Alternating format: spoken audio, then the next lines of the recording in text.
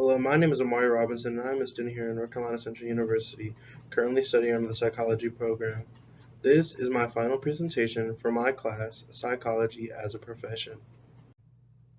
My overall introduction to the field of psychology would be through STEM programs and other forms of learning throughout school. But my entire interest in psychology really started when I was younger.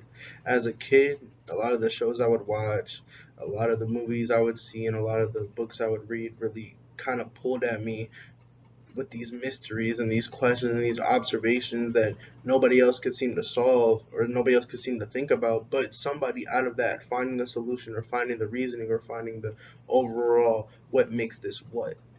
Psychology is the process of learning thought and the process of learning how people operate, do what they do, feel how they feel in any way or shape or capacity.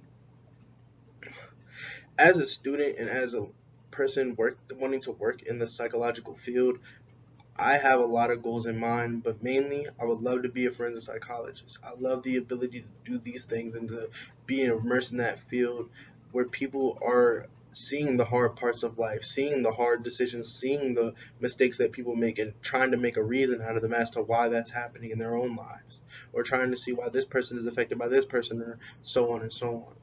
But primarily, before I am able to become a forensic psychologist, I hope to become an in-class psychologist or in-school psychologist or even a general psychologist and work in those multiple fields. All about me. When it comes down to working in a professional field, AE, a psychological field, I feel as though I hold a lot of strengths as well as certain weaknesses. AE, certain areas where I thrive and certain areas where I may lack.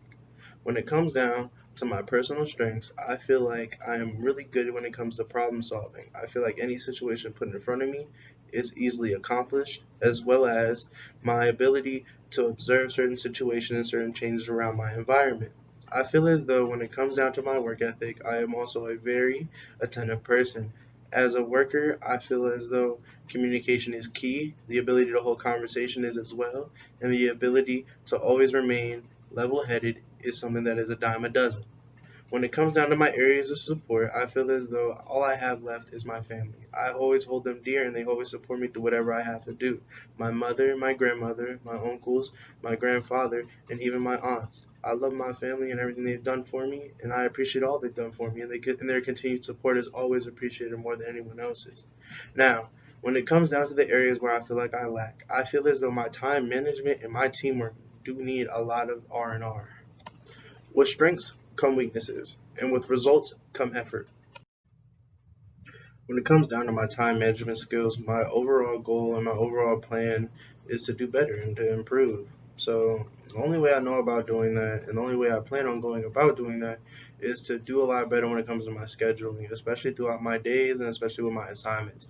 I tend to lose out on a lot of time because I'm either sleeping or not paying attention to the work that's necessary. So with a better schedule and better time allocated, I'll be able to do my work more efficiently.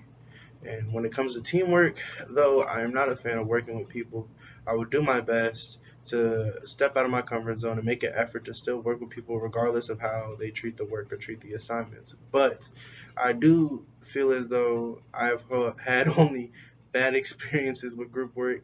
So, in order for me to still step out of my comfort zone continuously, I hope that I receive better group mates in the future.